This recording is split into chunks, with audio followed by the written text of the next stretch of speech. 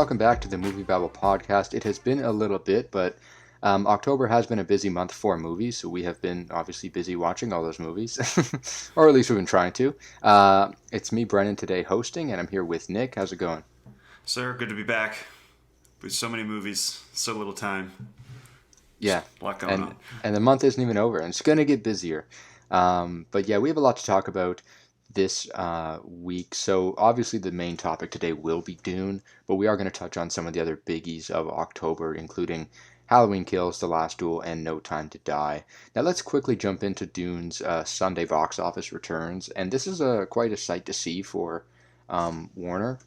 They report $40 million for the weekend here domestically for Dune. Obviously, the movie dropped 5 weeks ago in most markets. Europe and the Middle East, it dropped in September, and now it's kind of starting to branch out into Asia, Latin America, and obviously North America this weekend. So $40 million here this weekend in North America, a little bit above estimates, definitely on the high end of estimates, and now up to 220 worldwide, which considering, the subject matter, considering the HBO Max day and date here in the US, that's pretty impressive. You also have to consider the $40 million here is the best for a Warner Bros. Opening since Joker, as well as just the best for a day and date for Warner Bros. Throughout their kind of experiment this year. So I think it's a win overall.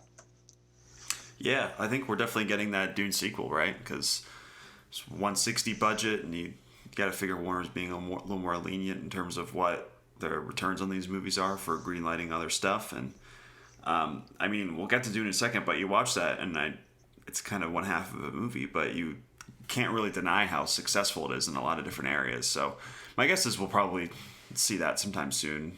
I would imagine maybe sometime this week Warner says they're coming out, or they're going to get cracking on the second one. So I guess good job on them, because this is kind of a beast to tackle in terms of all the mythology involved with this. So the fact that it's even moderately successful to the degree it is kind of amazing.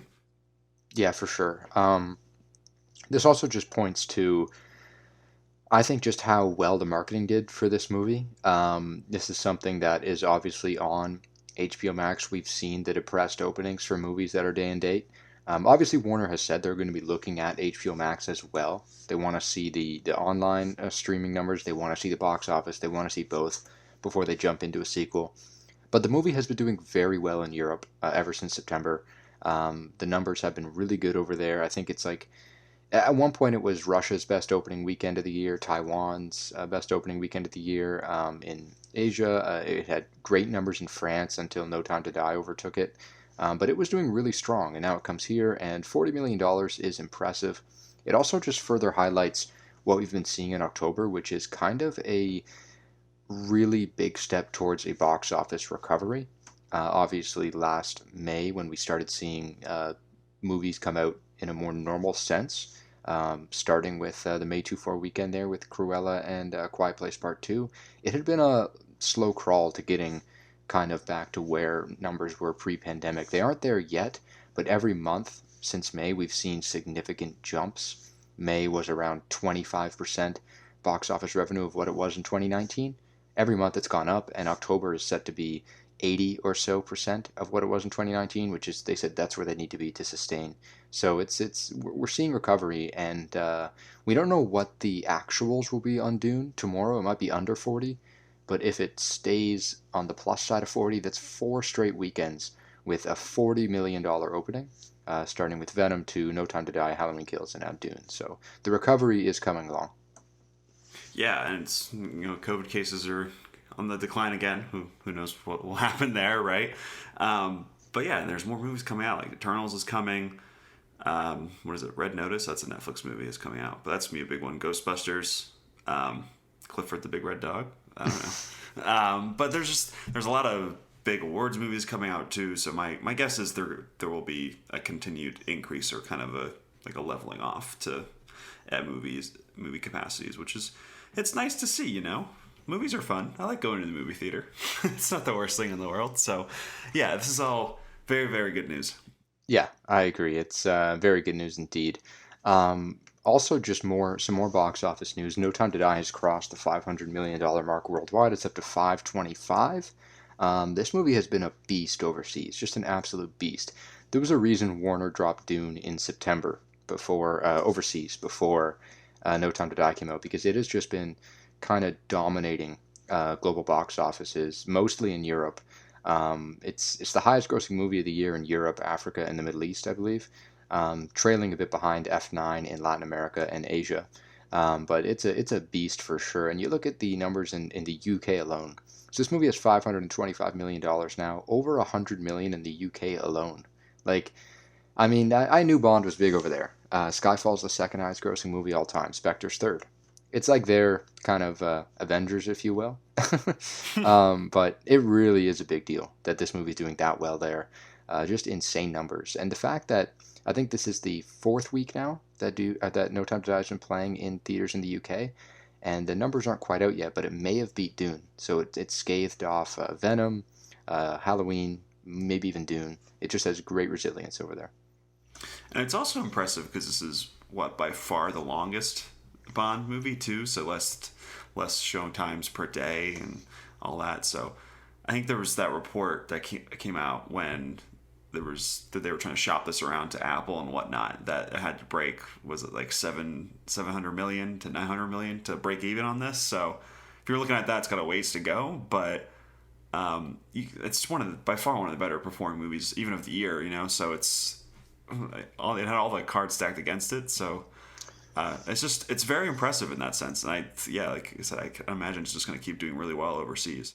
Yeah, and I mean, for me, the moment I read that article about what they needed to break even, I just said, let's throw expectations out the window. Like, I don't know if they can even try to hit that, but the numbers are solid right now, and they still have two more markets left, China and Australia, which are generally solid markets for Bond, especially Australia. But that should be a good bump in the next few weeks as well. So that's No Time to Die. And just a final update here, we have a new leader at the 2021 box office, and that is the Chinese Korean War film, The Battle at Lake Changjin, which is past Hi Mom, another Chinese film. It's up to over $820 million now, and it's really chugging along. So Dune picked up a $22 million opening in China this weekend. That is second to this film's fourth weekend. So this movie has had legs in China, and it's continuing to make money. And they really are the number one market on the world now. You gonna be checking this movie out? I mean, I heard it's pretty cool in IMAX, but no one's playing it near me. Are you more of a Detective Chinatown 3 kind of guy? I think I'm more of a Hi Mom guy. Back to the Future vibes. Next week we're just breaking down all the Chinese movies. Is that what we're gonna do? Yeah. Get pirates of all of them and just see what happens. Yeah.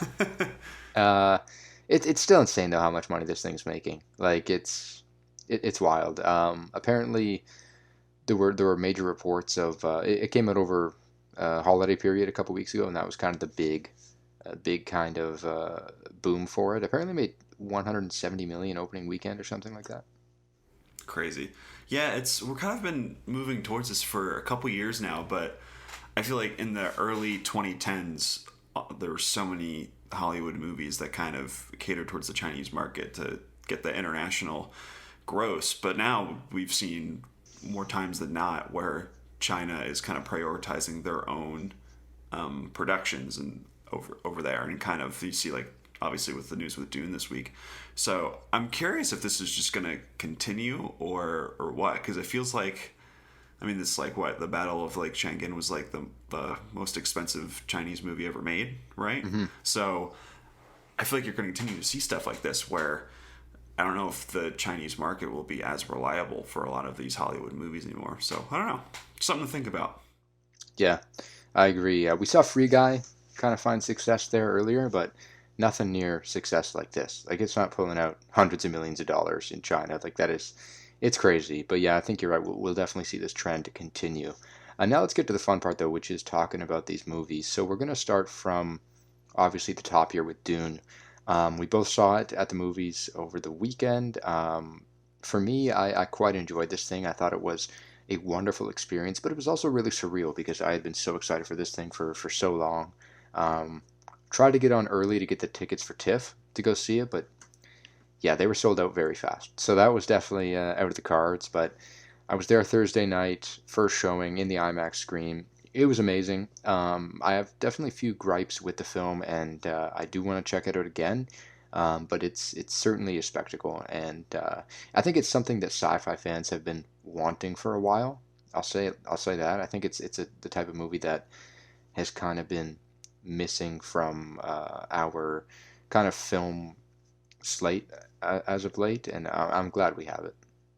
Yeah, I think a lot of it about this movie similar to like Lord of the Rings movies, where it's hard mythology that's taken very seriously, and it has like a lot of respect and reverence for like the source material. And yeah, it's really impressive. It's, I don't know, like I would tell nobody to watch this on HBO Max. Like, it's just a different movie. You know, this is all about seeing it on the biggest screen as possible, seeing all that spice on like a massive screen, all those big worms, because it's crazy. There's the entire like action sequence in the middle of this movie that I feel like goes on for like 10 hours, but it's so good. It's so good. It's all widescreen and amazing. It's kind of like creepy as well. I don't know how Villeneuve pulled that off, but it truly is like one of the most impressive spectacle movies that I've ever seen. Like, you look, there's some shots in this where like I've never seen this in a movie before. It's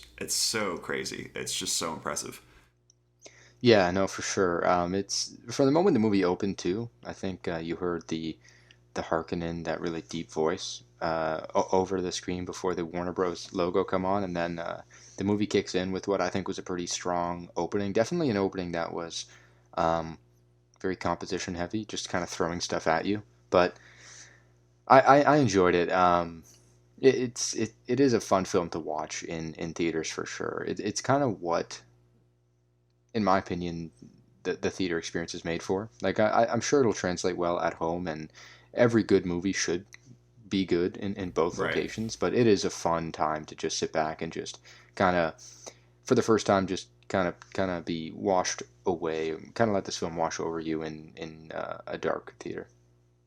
Yeah, I really admire how this movie does not really hold your hand whatsoever in terms of just all of the buzzwords and the way, like, referencing all these different houses and all this political intrigue. Like, it really just is. We're off to the races. You know, I feel like the Zendaya narration at the beginning, I think, is smart because, for one, it really is just an exposition dump to give you like the baseline information that you need to understand anything that's Yeah, but happening. you needed it. We needed it for sure. Yeah, but then it also wraps it into the dream that Chalamet has, so it works on a narrative level as well. But then after that, it's just people talking about all these politics about around all these crazy worlds, and you're off. And I was like, for the first like 15 minutes, I was struggling. I was like, what is happening? Like, what is going on? What are these people talking about? And it's like Harkonnen. Like, I see, like, I didn't watch the David Lynch movie, didn't read the book. Like, this is first Dune for me. And you just hear all these buzzwords. I'm like, is that a food? Is that a person? What is happening? And then you catch on to it, and that's not no fault in the movie either. Like, it's definitely speaking its own language in a sense, and it really is. It's cool. It really feels like immediately. It feels like this timeless movie. You know, it takes place in what, 10,191. Is that the year it takes place? Something Right. like that. So it's way off into the future. The technology, it's like a interesting blend of like old world like architecture and advanced technology. So it really feels like it's out of time, and that it feels like a movie that will play for years. It looks great. It just works. It's really impressive on that technical level. Yeah, I agree. I quite love. I mean, obviously we knew the cast was going to be great. You don't see as much of them as you think you would with just. I mean, there's just so many people in this film. For me, it was a 2.5 hour movie, but it felt like I could have sat there for much longer, and I felt like a lot of the character moments could have been drawn out more. Um, I found obviously when you're looking at the spectacle, when he's trying to give you those money shots and the nice visuals, he takes his time with it as he always does. But with the character moments, I think they're a little too quick. For me, I would like to see a little bit more of a drawn out um, connection between some of these characters. I know that it already is 2.5 hours, but it's definitely something that I think will benefit it whenever a part two comes out, I hope. But that's one of the issues I had with it personally, that I just felt I needed a bit more time with these characters. And I think on a second watch, I'll pick it up more. I think the first watch is really just me wanting to watch everything on the screen unfold.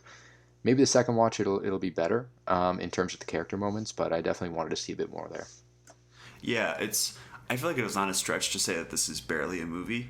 On like a script level, like it's half of the story, right? And it's the first half of the book, and it's tough. That's why I'm kind of a little lower on it, even though I admire so much about this movie. But it's just, yeah, like you really can't. You have to reserve judgment until the second movie comes out, which is kind of lame. I feel like, because it doesn't really, on a character level, it really does not accomplish much. It gets you to the next place, and then Zendaya is like, this is only just the beginning, and then the credits go. You're like, oh, that's the end of the movie. It's very anticlimactic.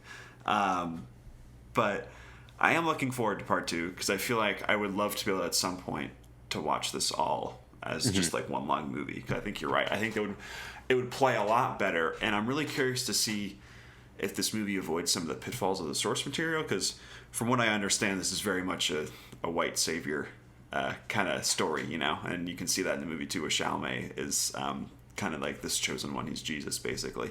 And so I'm curious to see how they kind of navigate that through the second half of this movie. And you can kind of see like the seeds planted for that, like, oh no, like please don't go in the wrong way with this.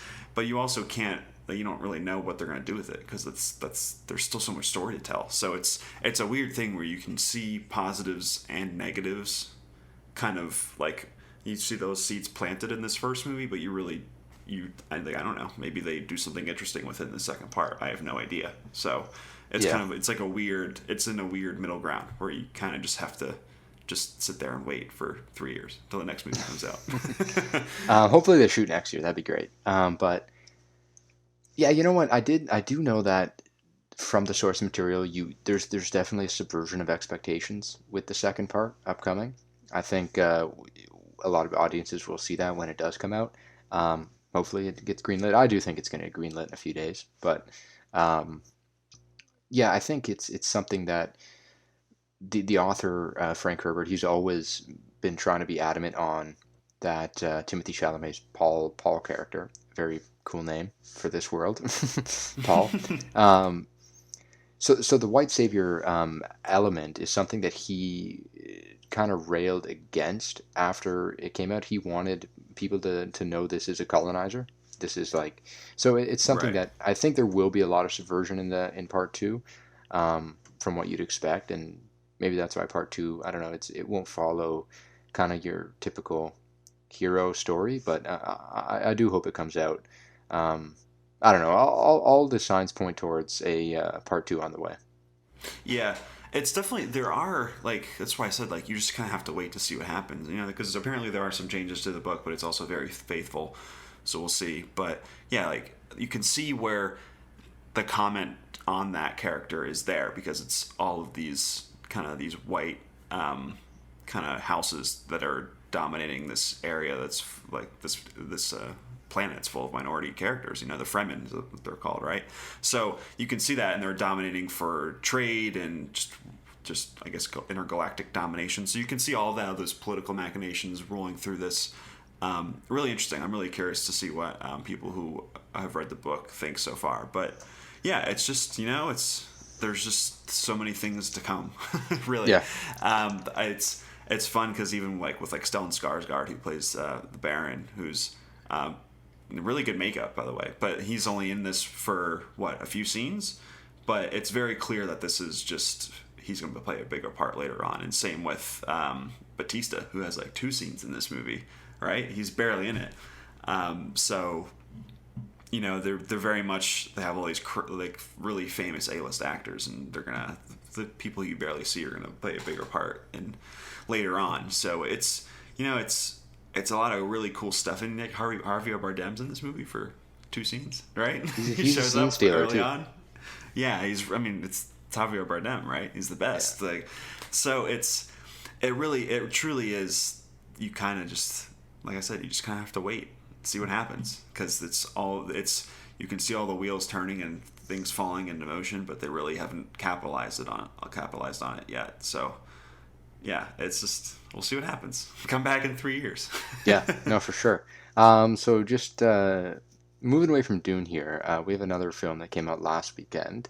Did quite well. A dual release with in theaters and on Peacock's premium tier level, and that is Halloween Kills. Nick, I have not seen this one out of our movies we're going to chat about today, but you have, so, and you just saw it too. Um, so what was your takeaways here from this sequel in this reboot trilogy, or this rebranded trilogy? I don't know what to call it, but it is going to be a trilogy. Yeah, I feel like I've landed on calling it a remix, because it's basically the same movies again, but kind of different. But yeah, this movie sucks. It's really bad. Yeah, so I thought Halloween 2018 was a pretty fun movie. You know, it's basically Halloween again, but they got rid of all of the sequels. They retconned literally every other movie except the original Halloween and just go straight from there, which I thought, like, hey, if you're gonna make, I don't know how many Halloween movies there are at this point, 14. Like, if you're at this point, you gotta try crazy stuff with the timeline and things like that. So I didn't mind that, and it was a fun movie. You know, you have Jamie Lee Curtis being great and getting to just really, I just love her character. I love Laurie Strode, just a really fun character. You have some fun little quirky side characters that you care about. Like, they have one scene and they do something weird and they die. You're like, oh, I kind of feel bad for that person. And that's very much a David Gordon Green, the director. Like, I feel like all of his movies, he really enjoys just these very odd side characters just doing stuff, and then they die in this movie.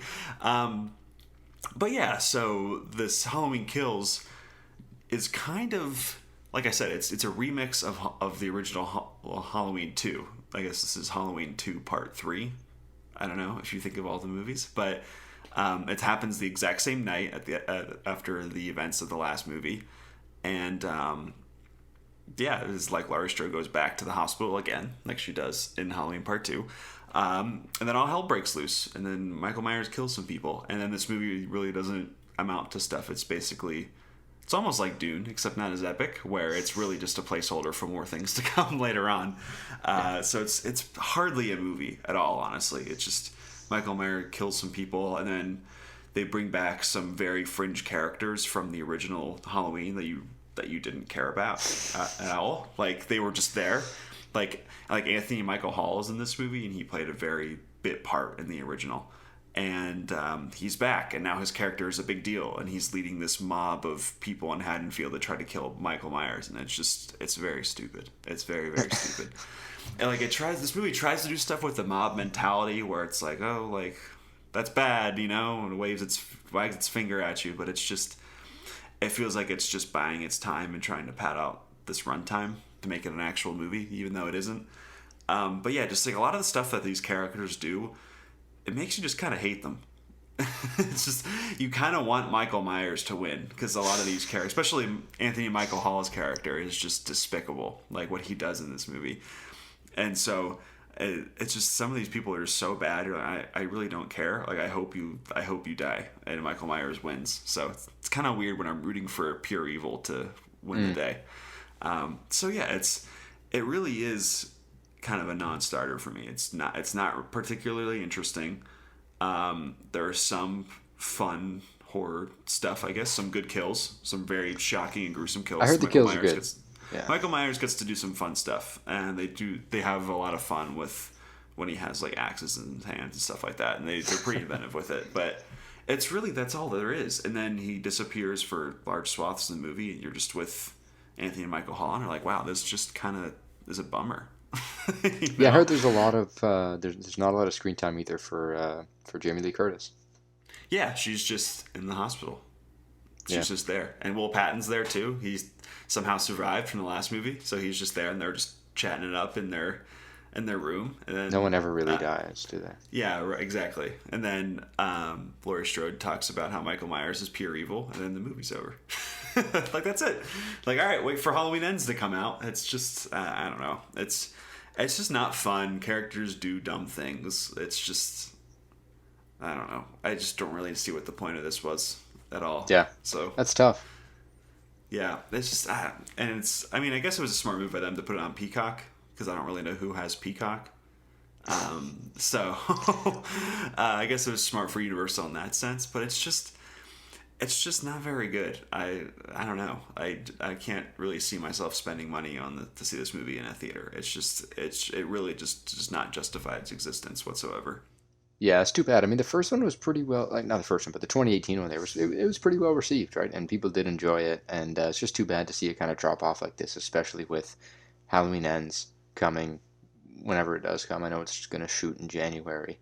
Um, yeah, it kind of sucks, but it's not like this franchise hasn't had an awful movie before. So Yeah, I mean, in the large continuum of Halloween movies, there's been a lot of terrible ones. But yeah, this is just I don't know.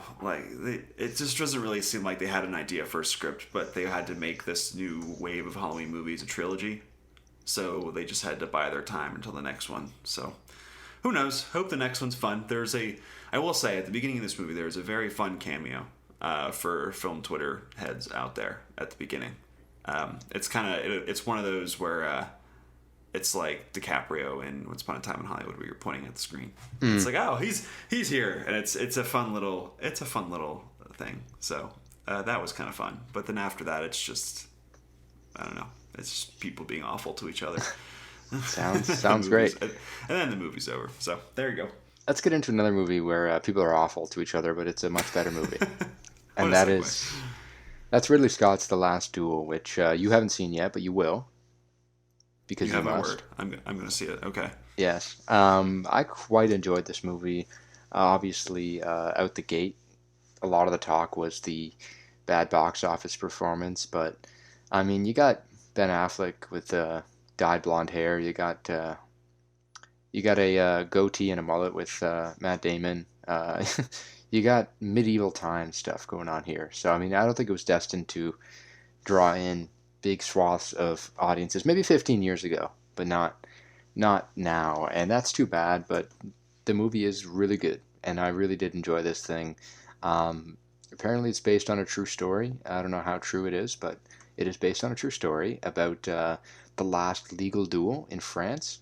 You have Adam Driver in this as well, Jodie Comer, who obviously is kind of rising very quickly as a big name right now. She's phenomenal in this, by the way. And then Matt Damon and Ben Affleck. That's kind of your main four. Ben Affleck's really more of a side character in this, but you have Adam Driver, Jodie Comer, and Matt Damon kind of as your lead three. And Matt Damon and Jodie Comer are um, they're newlyweds. They're together, very new couple, and you have a scenario where Jodie Comer does get raped, and essentially Matt Damon's gonna duel the person that she is claiming raped her, and that's kind of what we got here. The movie is very interesting in that it splits up its narrative into three parts. So you have the point of view of those three characters of Matt Damon, Adam Driver, and then Jodie Comer. And I think it's definitely for the better in that way. It's definitely very interesting. It keeps things very fresh. Um, it was a little bit. I'm not going to go too much into spoilers here because it is a movie that I do want people to check out. But there were a few points where he's really stressing that R rating, and you could feel it. It gets uncomfortable at times, but I quite enjoyed it. I think it was really good, and to me, it almost felt like a swan song for Ridley Scott and his medieval epics. And I know he's got a Napoleon movie apparently coming at some point with Joaquin Phoenix and Jodie Comer, but it did feel like something out of 20 years ago, and I just had to appreciate that. And apparently he's doing Gladiator 2. I feel like that keeps getting announced like every like 2 years. And it just sounds Yeah, like the worst idea ever. I really hope this is his swan song. yeah. I mean, Gladiator, like, I won't believe it till I see it. That's how I feel about that one. Um, but yeah, if this is his swan song, it was a really good one because for me, this is the best he has been in the director's chair for a while, or in a while. I'm a big fan of his, but this was definitely top tier in terms of just constructing a narrative and just kind of giving us some really good direction on the screen. Also, the battle sequences in here are incredibly gruesome and incredibly potent with that sound design. Very good sound design in this film. Uh, but yeah, Ben Affleck's just having a great time. Like this is why I said you'll like it. I mean, you like I know you will. The moment I left the theater, I was like, Nick's gonna like this movie. I hope you I'm do. here for it. I like it. I love Ben Affleck being weird. This is great. Like just I mean, it may seem a little bit in poor taste to say, but I mean, he's pretty much just a drunk royal having fun the whole movie. Like he's really just having a good Yeah. time. There's so many jokes there, but I'm just gonna let that lie. Yeah, he's But come a long way from the way back. yeah, they're the same character, just hundreds of years apart. Yeah, have you ever heard anything about Gladiator 2? How it's like there was a script that came out a while ago where it was basically Russell Crowe's character fighting in hell or something like that. It was the most absurd thing ever. So that's just.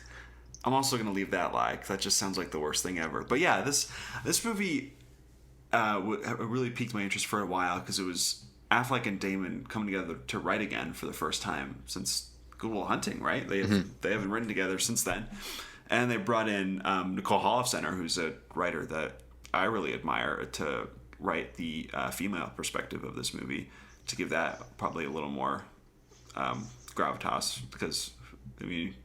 Story about a rape and it's all men writing it, it's probably not. It's probably very in poor taste, right? Especially those men. Movie, let's get some. Yeah, right. Yeah, especially if it's showing the multiple perspectives. So I am very curious to see this because it's kind of like that Rashomon different perspective kind of thing, which I think is really fascinating. And honestly, I just wish more movies would do that. I feel like that's just a really fun. Like even there's like terrible thrillers. Like, do you remember like Vantage Point? You remember that movie? Mm-hmm. It's just where it's basically Rashomon, but there was like a bombing or something like that. Like even that stuff, like I'm like, this is kind of fun. Or it's just like it's these fun different perspectives that all coming together, and you see where all the holes are. I think that's just a really fun story construction. So yeah, I kind of feel bad for this movie. It was like $100 million, and it just tanked hard. I guess this was a Fox movie that Disney didn't really know what to do with. So I guess I think Disney's Disney just really biding time until they're done with that Fox slate that they've got from the merger. Like I think they're close to being done. I think there's maybe one movie left. I know Ron's Gone Wrong that came out this weekend's another one of that slate. Yeah, but I think you got Antlers next week, right? Yeah, that was a Searchlight one. Yeah. Yeah, I think they're just trying to buy time until that slate's done. They can turn over a new leaf. But yeah, it's a shame that this didn't pop off. But Jodie Comer is fantastic, and definitely check it out for her performance. I think she was the best part of Free Guy. She brought the charm. She brings the heart to this movie for sure. Now let's get into one that we both saw, and probably one of the bigger movies to talk about, obviously, and that is Daniel Craig's swan song to the character James Bond in No Time to Die. Movie's been out now for 3 weeks, I'd say, 2+ weeks. So we will get into spoilers here for the rest of the podcast. But yeah, what are your first takeaways here for No Time to Die? Yeah, I thought it was pretty fun. It's so funny because after the Sam Mendes movies, where Skyfall and Spectre, which Mendes has that kind of he's a very British guy, for lack of better words, where it's very reserved, very stoic, and like his direction and also just how he directs the actors and everything. And then this movie is just kind of batshit insane. And I wonder, it's such an amazing change in direction from Cary Joji Fukunaga, where I mean he's the first American-born filmmaker to do a Bond movie, so I wonder if like that difference in just worldview and maybe changes how Bond looks in this movie, but just where Daniel Craig just did not care for Spectre. And he had that famous thing where he said he'd rather slit his wrists than play Bond again, right? After that movie came out. And he says like 2 words in that movie, and he's just very just stone-faced, does not want to be there. And in this movie, he's he's acting. He gets to say words. He's he really gets good in to this. he gets to emote and have a lot of fun. And that's it's not that because Skyfall is probably, like, I would say one of the best Bond movies. Maybe Casino Royale's up there too, but it's just such a different. It's almost like a different character. Honestly, it's just such a different kind of movie. It kind of feels like some just a big American action movie, but also it just happens to have James Bond in it. You know what it is? It's very different. Yeah. For me, it's retired Bond. Like, he's retired in this movie, right? And they're calling him back out. I think that's what it is. He's chill. He's chilling. He's having a good time. Like, you find him. I mean, obviously the movie starts with him and Léa Seydoux, and there's an awful thing that happens to him. He finds people are after him, and he has to go away. Then you get like this 5-year time jump or something like that, and he's just been chilling at a beach somewhere. Like, he's just been living. So I do think it makes sense for the character overall that he kind of does become a little bit more uh, loose in this movie. Also, I feel like it's a good callback to the older Bonds. Um, Post Austin Powers, they took a direction where they wanted to really rebrand Bond into a much more serious character, because Austin Powers almost like just ruined the image of James Bond, but It just really how, did. yeah. So It ruined the Roger Moore Bond. Yeah. yeah. For So they good. they really I think did a good job in that. But I think this movie has a good balance for me in Bond, with the old style, cracking those cheesy one-liners, and the new style of being kind of a serious figure. For me, it made sense with the 5-film arc for Craig. Um, the movie is kind of too big at times. Like, it almost does feel like a Avengers Endgame style Bond movie, right? And maybe that works better for it at times. Maybe it's a detractor at times. But I am higher on this than you. I did have quite a good time with it. Um, Ana de Armas's 10-minute part was pretty awesome. I think that was good. Best part of the movie. Best part of the movie. Easy. And I liked a lot of the action near the end. I like the one sequence up the stairway. Kind of looks like a video game almost. I know so many movies in the early 2010s tried to make their action video game style. You remember that phase? The Um, worst. this one actually did it right, in my opinion. It was solid. It was like 2 minutes long. That's all you need. Just give us a little taste, a little flavor in a 2 hour, 45-minute movie. Um, yeah, it was interesting, but it's something that I enjoyed. But I did spend the last 12 months before that watching each Bond, so it did for me. It came together nicely, despite having to watch all those Roger Moore movies. But it was a solid end for me. Yeah, it definitely feels like it was written by 10 different people, right? Because, I mean, this had so many different development changes. Like, Danny Boyle was supposed to direct it, and then he left because of creative differences, whatever that means, right? And then Phoebe Waller-Bridge was brought in to, like, punch up the script, like, right before, like, production started. And I think there's, 5 or 6 screenwriters on this movie. So, and it feels like that. There are so many different people. You can probably cut out, like, 3 different characters in this and streamline it a little better. Like, there's a character played by Billy Magnuson where I don't even know why he's in this movie. Like, I like Billy Magnuson. I thought he was really good, but it's just like, why? Like, what's the point? But yeah, it's a massive balls to the wall. Honestly, like, Craig being like, if I'm gonna do this again, we're just gonna go crazy and do whatever. And it's really, really fun in a lot of such moments. I think it definitely hits its peak right around when Ana de Armas pops up, because that scene is just so much fun. They're like taking shots in between, like gunning people down, and it's just a blast. And they're having so much fun together. And Ana de Armas's character is so fun, where she's the trainee. Yeah, Had like a few weeks of practice before coming out into the field, and it's so much. It's just great. And then I thought it was so fun where she's just like, "All right, see you next time, leave." And then I wonder, because Bond is owned by Amazon now. I wonder if they kind of pivot with Bond to do more of kind of like this world building kind of thing. And I mean, if Ana de Armas comes back as a spy, that'd be amazing. I would love to see that.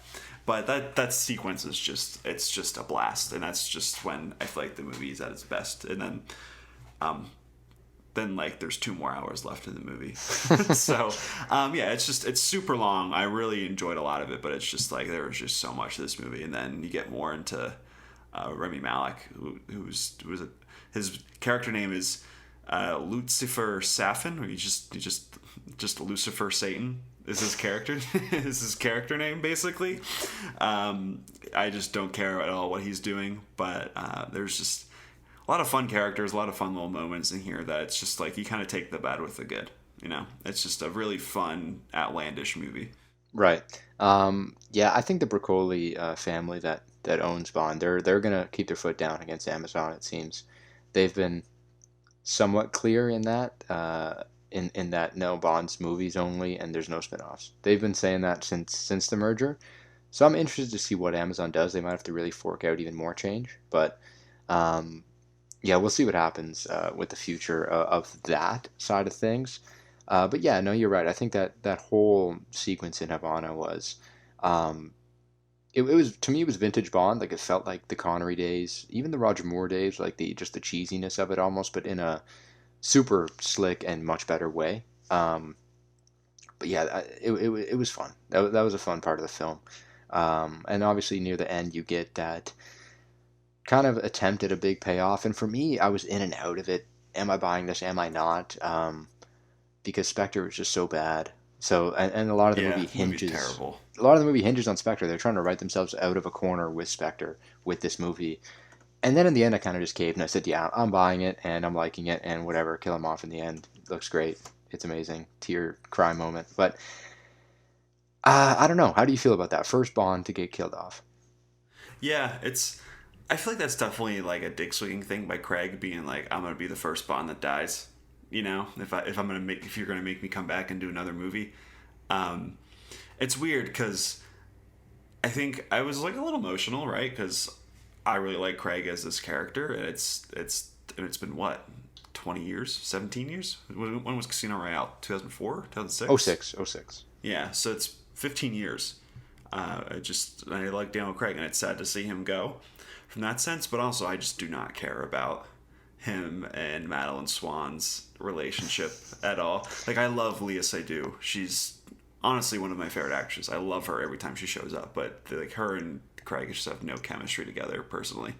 And yeah, I liked her a lot more in this movie than Spectre, personally. Yeah, me too. It's just weird because, like, in Skyfall, there's the sexy shaving scene between Craig and Naomi Harris, Moneypenny, and it's like it was so clearly setting up for them to be a thing with all like the playful like back and forth they had. So it's like, why not just make her the girl? Like I felt like that would have been so much fun, and then you have Naomi Harris doing more than just kind of just being the secretary. I just never really understood that choice, but I guess you kind of had to make Spectre happen somehow, right? So I don't know. Yeah, but it's just I feel like a lot of like the issues with this movie, it kind of like are really, like you said, wrapped up in just how boring Spectre is, which is just such a bummer because it's James Bond against the Illuminati. Like, how do you make that boring? But you did somehow. I guess congratulations. With Christoph Waltz as well. Like, how do you waste it's like he's like begging to chew the scenery and be insane as Blofeld, and you just don't really give him that chance. It's just so weird. But yeah, I would have loved to see them pivot towards Moneypenny being more important. But with what we got, I mean, warts and all, it's just a fun time. I really enjoyed it. I mean, I think movies in general need to chill with nanobot technology in their movies. Like, that's something I'm putting my foot down against, where it's never fun and it's just a plot contrivance to get us from A to B in these big action movies. So I wasn't a huge fan of that. But yeah, the ending I think works just because I care about Craig as Bond, and it really is more than him saying goodbye to, his girlfriend and also his child, which I guess is another thing we should talk about. But more than saying goodbye to them, it's really like us, the audience, saying goodbye to Craig in that moment as this character. Yeah. So no, for sure. That's why I got emotional about it.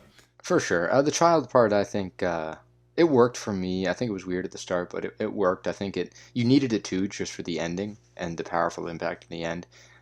Maybe it was a kind of a sucker punch, but I don't know. I think it worked, and especially with his character, he's the first Bond to really be a character instead of a cartoon, like in this whole kind of 25 film franchise, and I think it did work in that way.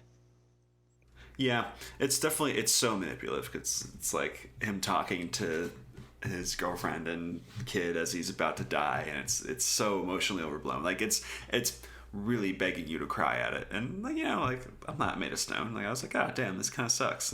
I feel bad. But yeah, I feel like you're right, where Bond has always been kind of just action man who likes to have sex with women. And then Craig was one of the few times where they started to interrogate like that kind of masculinity and like his relationship to Britain and all that stuff. And I think I feel like it makes sense in the end, right? Where has he ever had a child before? I don't think so, right? This is the first time for that too. I feel like that it does make sense to explore that a little more, like this hardened dude who just could not find the right girl, just girl problems at all times. Just he has mommy issues with M and Judi Dench, and then all types of woman problems. So I admire that these movies try to interrogate that a little bit. I'm curious to see if they continue with that for whenever Bond comes back, because James Bond will return, as the credits said. Yep, so he will. I don't know. We'll see. Yeah, I'm looking forward to it though, and that will be all for this week's episode of the MovieBabble podcast. Thanks a lot for coming on, Nick. It was great to chat about all things Dune, Bond. Not really so much Halloween Kills, but everything else very fun. We'll be back next week with The Last Night in Soho, Antlers, and the nationwide expansion of the French Dispatch. Yeah, we got to talk more about Dune now. I feel like Dune is going to be in our lives for a really long time. We got to talk more about it and get into spoilers whenever Colin gets back. We will, for sure. As always, though, you can check out our content on our Facebook, Twitter, Instagram, all that, and then most importantly, the movieBabble.com.